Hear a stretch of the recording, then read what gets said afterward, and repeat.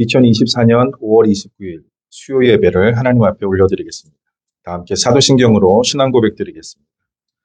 나는 전능하신 아버지 하나님, 천지의 창조주를 믿습니다. 나는 그의 유일하신 아들, 우리 주 예수 그리스도를 믿습니다.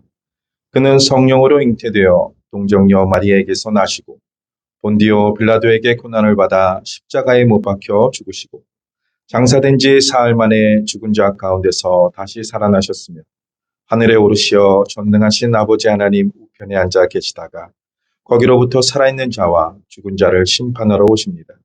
나는 성령을 믿으며 거룩한 공교회와 성도의 교제와 죄를 용서받는 것과 몸의 부활과 영생을 믿습니다. 아멘. 찬송가 288장 드리겠습니다.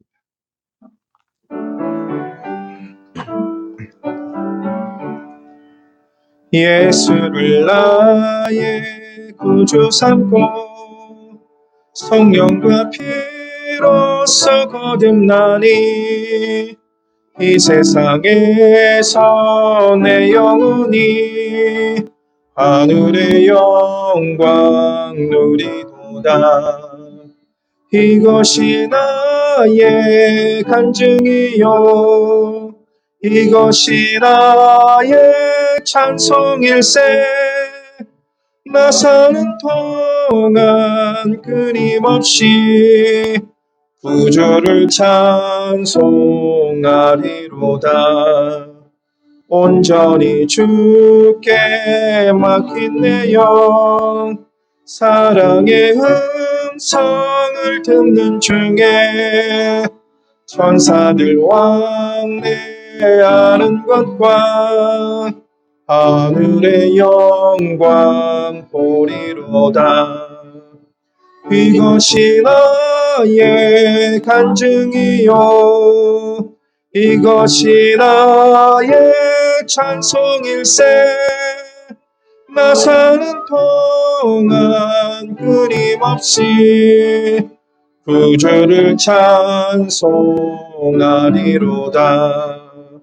주 안에 기쁨 누림으로 마음의 풍랑이 잔잔하니 세상과 나는 간 곳 없고 구속한 주만 보이도다. 이것이 나의 간증이요 이것이 나의 찬송일세. 나 사는 동안 끊임없이 구주를 찬송하리로다.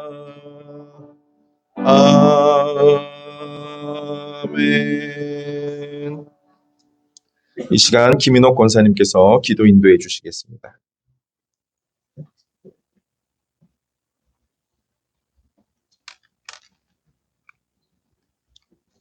기도드리시겠습니다. 하나님 아버지, 좋은 날 허락하시고 수요 예배를 드리게 하여 주셔서 감사드립니다. 하나님 아버지께서 이 세상을 창조하시고 우리에게 귀한 성경 말씀을 주셔서 사람이 떡으로만 살 것이 아니요 하나님의 입으로 나오는 모든 말씀으로 살게 하시니 또한 감사드립니다. 하나님께서 주를 믿는 자들을 통하여 기록하여 주신 이 귀한 말씀을 읽고 듣고 그 가운데 기록한 것을 지키는 자가 복이 있다 말씀하셨지만 하나님의 말씀을 읽고 듣고 그 가운데 기록한 것을 지키지 못한 모든 행동들을 회개하오니 용서하여 주시고 은혜를 주셔서 하나님의 말씀으로 살아나가 하나님의 사람으로 온전하게 되며 모든 선한 일을 행할 능력을 갖추게 하시옵소서. 하나님 아버지 국내 구석구석에서 복음 전하는 선교사님들과 기독단체들을 섬기는 손길에게 성령 하나님 함께 하셔서 하나님의 뜻이 다 이루어져가며 하나님 나라가 확장되도록 은혜 내려주시고 북한에서 신앙생활하는 지체들에게 핍박과 고통 속에서 복음을 끝까지 지키고 살아갈 수 있도록 도와주시옵소서. 하나님 아버지 지금도 이 땅에서 일어나고 있는 전쟁과 지진과 전염병과 기상이변 등으로 어려움을 겪는 나라들을, 민족들을 불쌍히 여겨 주시고 이스라엘에게도 은혜를 내려 주시옵소서. 하나님 아버지, 이 나라의 민족을 불쌍히 여겨 주시며 지켜 주셔서 대통령과 사회, 정치, 경제, 문화의 각 분야에서 예수님을 믿는 지도자들이 하나님의 뜻을 분별하며 선한 영향력이 나타날 수 있도록 도와주시고 특별히 차별금지법이 통과되지 않도록 간섭하여 주시옵소서. 동산교회 섬기는 지들 가운데 병든 몸과 낙담하여 마음이 아픈 지체들을 긍휼히 여겨 주셔서 여호와 라파의 하나님께서 고치시며 회복되는 은혜를 주시옵소서. 하나님 아버지, 24년 유해 및 초청잔치를 계획하고 준비하고 있습니다. 이 초청잔치에 주님께서 함께해 주셔서 초청받는 대상자들이나 초청하는 성도님들에게 은혜를 주시고 하나님 나라의 큰 축제가 되게 하여 주시옵소서. 동산교회를 이끌어 가시는 담임 목사님에게 성령의 두루마기를 덧입혀 주시고 건강 지켜주셔서 우리 양무리들을 푸른 초장 쉴만한 물가로 인도하실 수 있도록 은혜 주시고 이 시간 그리스도인의 자세라는 제목으로 말씀 전하시는 김은권 목사님께 성령 충만케 하여 주셔서 귀한 말씀, 은혜의 말씀이 되게 하시고 말씀을 받는 성도님들이 가는 곳마다 승리의 깃발을 꽂고 하나님께 기뻐하는 자로 쓰여지게 하여 주시옵소서. 이 시간 예배드리는 처음 시간이오니 마치는 시간까지 예배를 통하여 주님 홀로 영광 받으시옵소서. 예수님의 이름으로 기도드립니다. 아멘.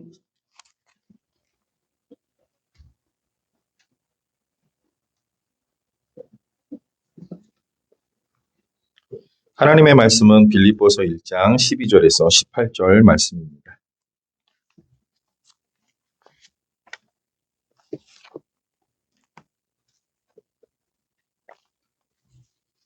빌립보서 1장 12절에서 18절 말씀입니다.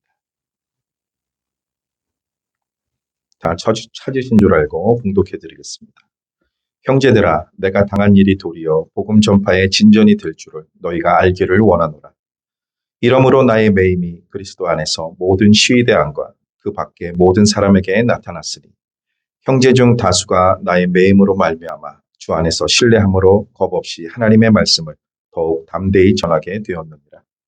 어떤 이들은 투기와 분쟁으로, 어떤 이들은 착한 뜻으로 그리스도를 전파하나니 이들은 내가 복음을 변증하기 위하여 세우심을 받은 줄 알고 사랑으로 하나 그들은 나의 매임에 괴로움을 더하게 할 줄로 생각하여 순수하지 못하게 다툼으로 그리스도를 전파하느니라.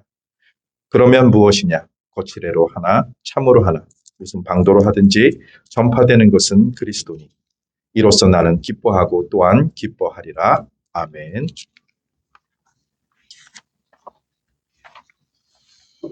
전도 유망한 청년이 있었습니다. 이 사람은 어려서부터 엘리트의 코스를 밟았습니다.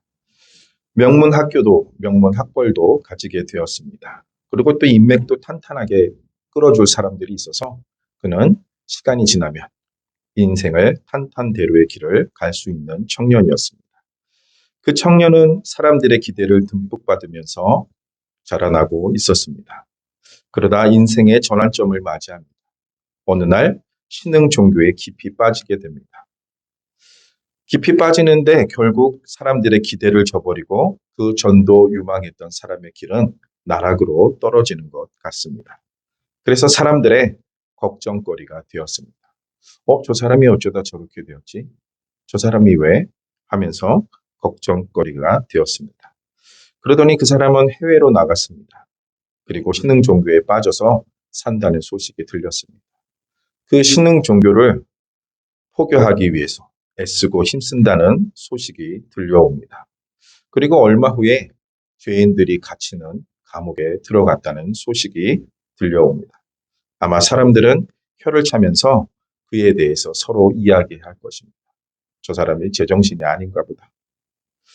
아마도 그 사람이 들었을 때 듣기 좋은 소리는 아니었을 것입니다.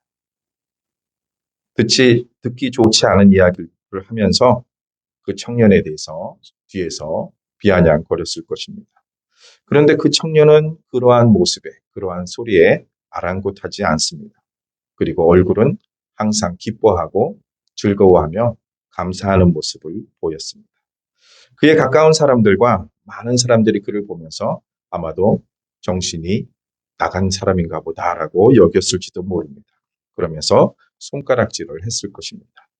이 청년이 바로 우리가 잘 아는, 우리가 동경하고 또 사모하는 사도 바울의 모습입니다. 오늘 본문의 말씀을 보면 사도 바울은 지금 로마 감옥에 갇혀 있습니다. 이게 기뻐하고 기뻐할 수 있는 일일까요? 하나님의 일을 하면, 하나님을 믿으면 기쁜 일만, 좋은 일만 있을 줄 알았는데 자신이 자유함을 잃어버리고 감옥에 갇힌 모습입니다. 그럼에도 불구하고 그는 복음을 전하는 일로 인해서 여러 번 투옥되었습니다. 이 편지를 쓸 당시에 로마에서 가택연금 상태에 있던 상황입니다. 바울은 자신의 상황을 하나님의 계획과 섭리로 받아들이고 있었습니다. 감옥에서조차 그래서 복음을 전할 기회를 찾고 있었습니다. 바울은 그의 모든 삶을 통해서 예수 그리스도를 전하는 일에 힘쓰고 애썼습니다. 그에게 있어 어떤 상황에서도 복음을 전하는 것이 최우선의 일이었습니다. 그는 자신의 투옥이 다른 신자들에게도 큰 영향을 주고 있다는 것을 알고 있었습니다. 어떤 이들은 그 일로 인해서 마음이 상했을 거예요. 아, 하나님의 일을 하는데 왜 어려움을 당할까? 저렇게 큰 하나님의 사람이 저렇게 어려움을 당하고 있을까 하면서 고민하는 사람도 있었을 것이고 또 그 일로 담대하게 오히려 더 복음을 담대히 전하는 사람들도 있게 되었습니다. 그래서 이 일로 인해서 복음이 더욱 확산되고 있음을 사도 바울은 깨닫게 되었습니다. 그러면서 바울의 투옥이 복음 전파에 어떻게 기여했는지를 설명하고 있습니다. 사도 바울은 자신의 상황을 통해서 다른 신자들이 담대히 복음을 전하게 되었음을 기뻐합니다.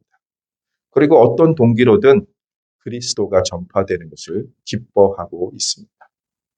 우리는 상황에 따라 기쁘고 즐거움 또 그리고 근심이 있지 않습니까? 근데 사도 바울은 어떤 상황이든 근심은 날려버리고 기뻐하고 즐거워하고 감사하는 모습을 보이고 있습니다. 그러면서 어려움 속에서도 복음의 진보를 보는 태도를 가지고 있습니다. 복음의 진보를 보면서 그는 기뻐하고 있습니다. 사도 바울은 감옥에 갇혀 있는 어려운 상황 속에서도 자신의 고난이 복음 전파에 기여하고 있음을 깨닫게 되었습니다. 그는 자신의 고난이 시위대와 주변 사람들에게 그리스도를 알리는 기회가 되었음을 기뻐합니다. 우리는 어려움에 처하면 모든 걸 내려놔요. 하던 일도 하나님께서 주신 사명도 잠시 내려놓습니다. 왜 그렇습니까? 이게 과연 하나님의 뜻인가? 하나님이 계시다면 내가 왜 이 감옥에 들어왔을까? 그러면서 우리는 복음을 전하지 않았을지도 몰라요. 근데 사도 바울은 어떤 상황이 있든 그것을 복음 전하는 데 기회로 삼습니다.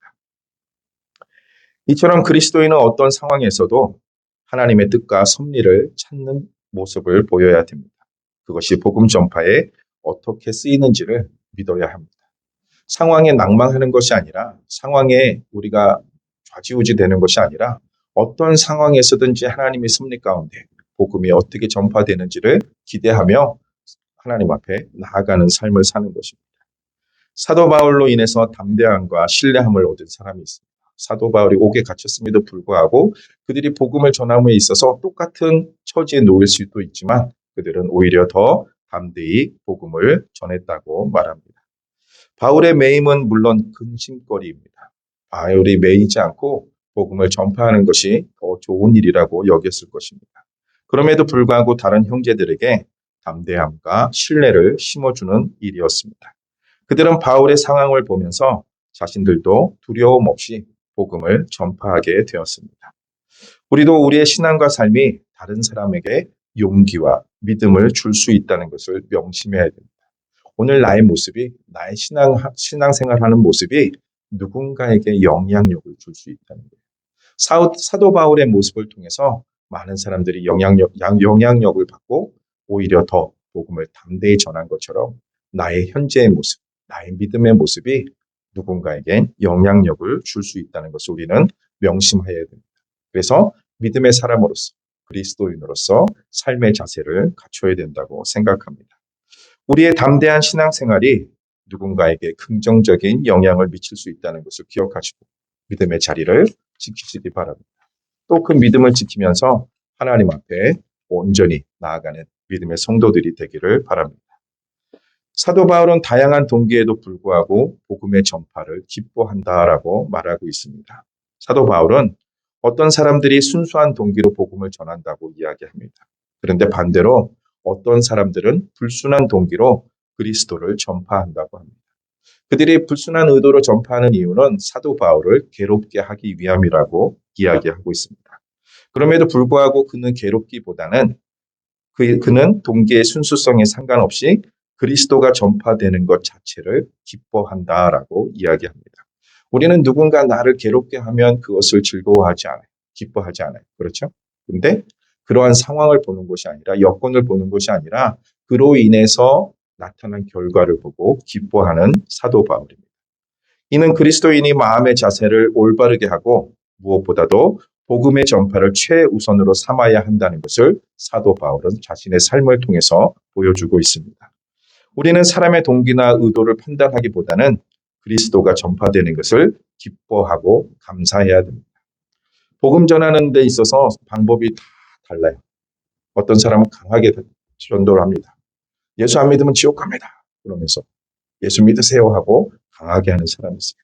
또 어떤 부류는 부드럽게 다가갑니다. 예수님은, 하나님은 당신을 사랑하십니다. 이거 가지고 서로 싸울 필요가 없다고 생각합니다. 하나님께서 주신 성정으로 복음을 전하시면 될 것 같아요. 서로 싸울 필요가 없어요. 왜 그렇게 전하느냐? 왜 저렇게 전하느냐?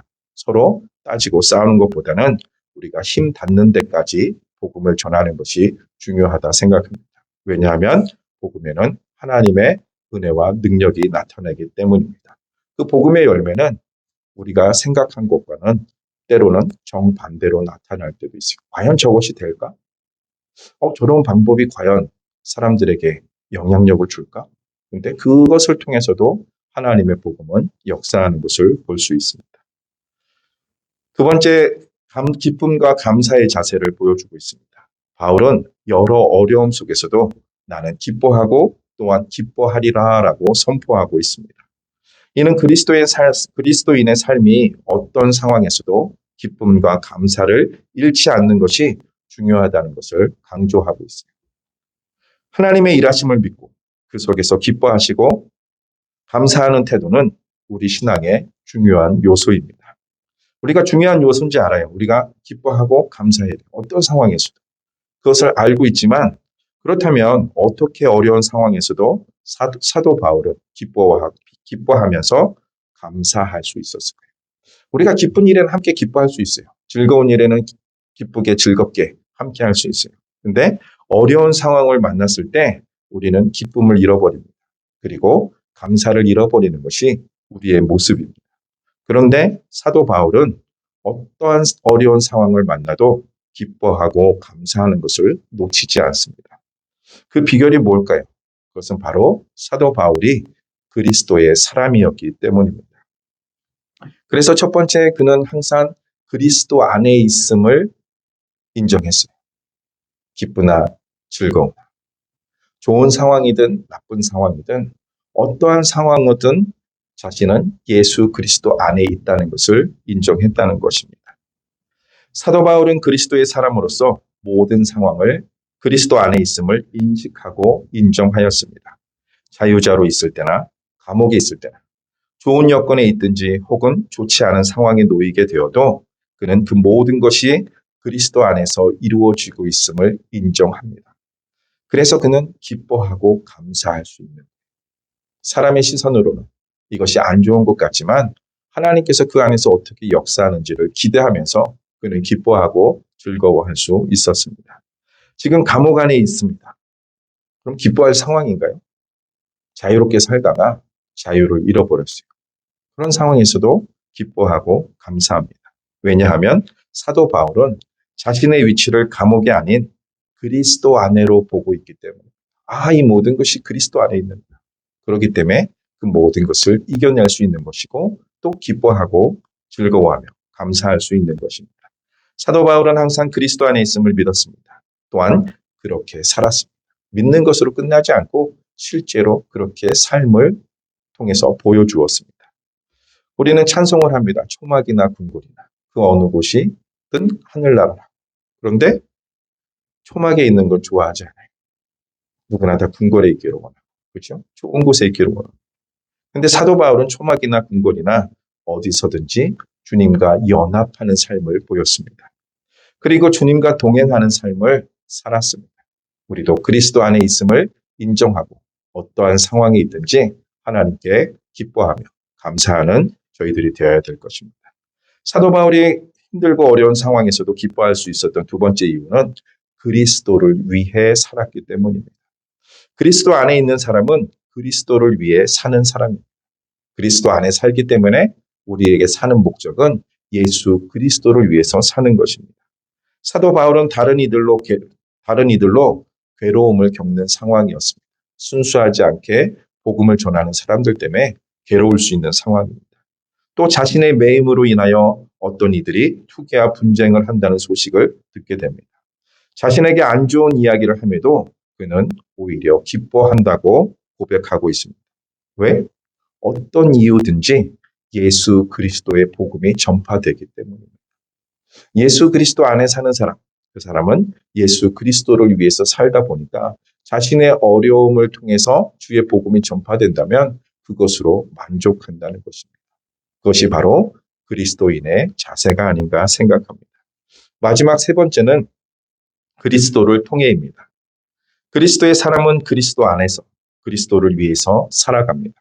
근데 이러한 삶은 우리의 힘과 노력으로 이루어지는 것이 아니에요. 내가 오늘부터 그리스도인으로 살아야지. 내가 예수 안에서 사니까 어떤 상황이든지 감사하며 기뻐하며 살아야지.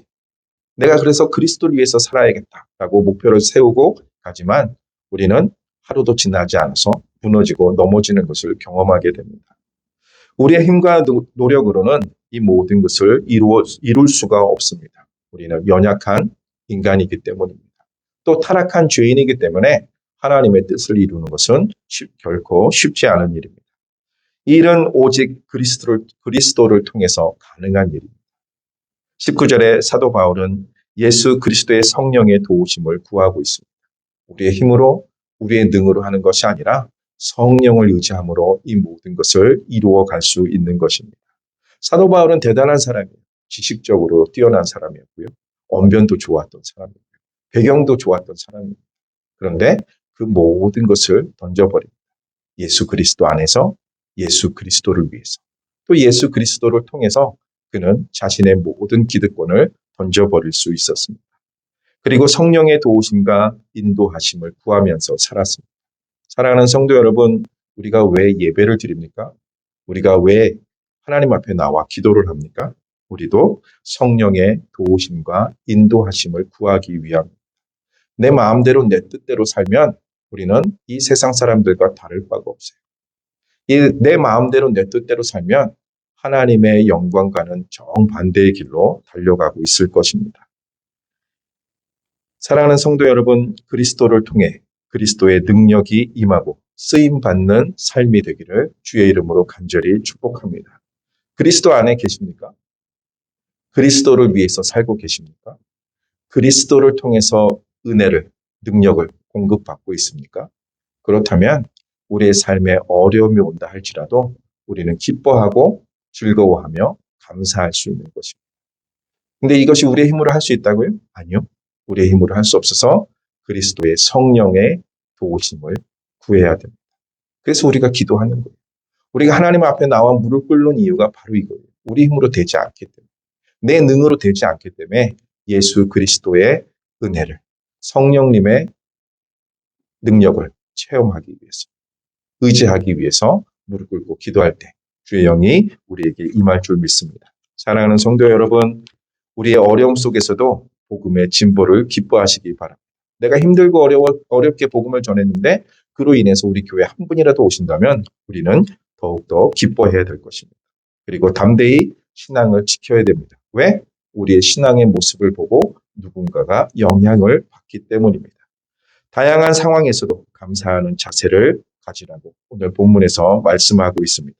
이 말씀을 통해서 우리의 삶 속에서 어떤 상황이든 하나님의 일하심을 믿고 기쁨과 감사를 잃지 않는 우리 모두가 되어서 그리스도 안에 그리스도를 위해 그리스도를 통해 참된 그리스도인의 삶의 자세를 갖는 또 그리고 하나님의 은혜를 또 빛의 자녀로서 빛을 밝히는 하나님의 귀한 용사들이 되기를 주의 이름으로 간절히 소원합니다. 찬송가 453장 드리겠습니다. 찬송 후에 담임 목사님 나오셔서 축도해 주시겠습니다.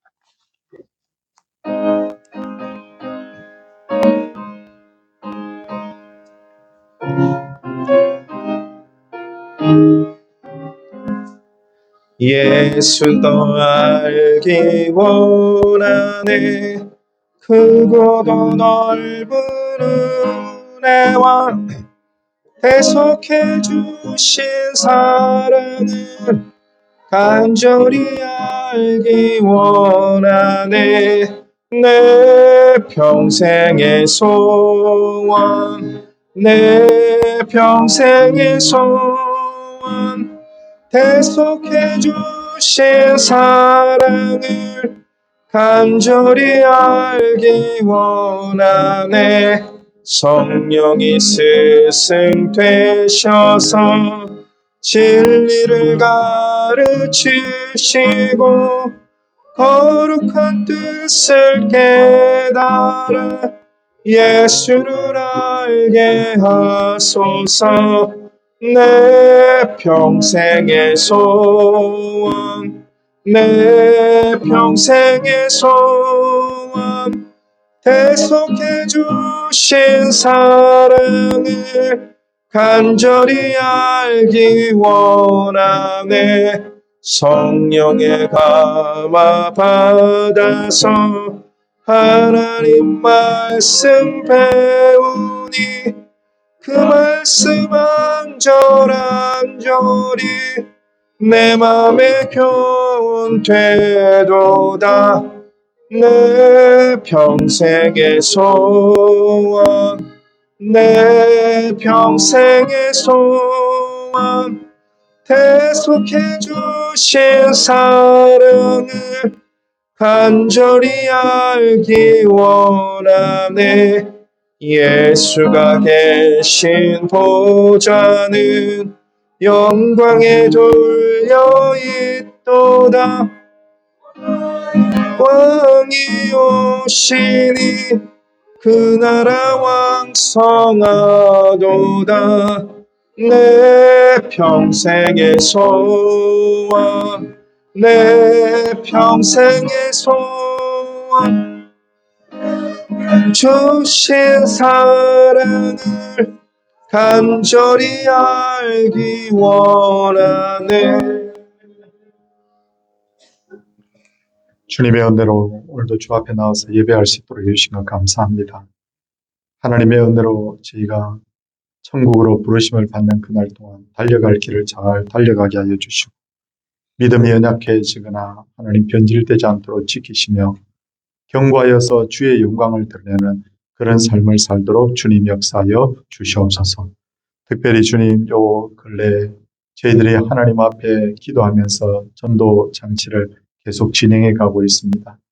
아버지 하나님 이 귀한 잔치 위에 하나님의 도우심이 있기를 원하고 앞서서 일하시는 분들에게 하나님께서 힘을 주시고 온 성도의 마음이 하나가 되어서 복음 전하는 일에 하나님 마음과 뜻과 몸이 함께하는 그런 놀라운 역사가 있게 하여 주시옵소서.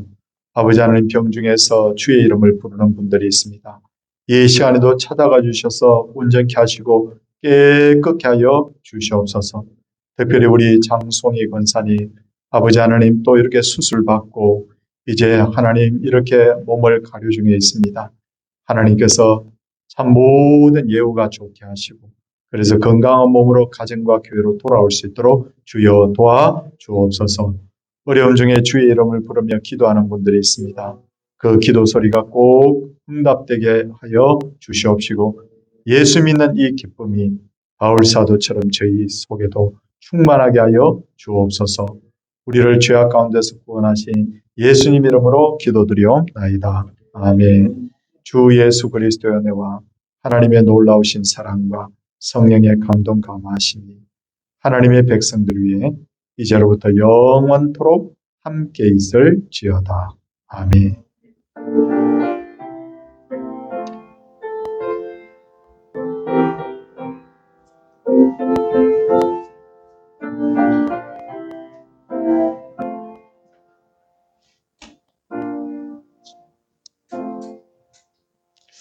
네, 이렇게 예배 함께 드릴 수 있어 감사하고요. 우리 장성희 권사님 어제 수술 받으시고 수술이 잘 되어서 한 이틀 정도 있으면 한 2, 3일 있으면 퇴원한다고 그렇게 연락을 제가 받았습니다. 기도해 주셔서 고맙고 계속 기도해 주시기를 부탁드리고 또 우리 초청잔치 열심히 하고 있는데 마음 모아주시고 다음 월, 화, 수는 특별 새벽 기도로 우리 드립니다. 꼭 기억해 주시고 동참해 주십시오. 옆에 분들과 인사하겠습니다.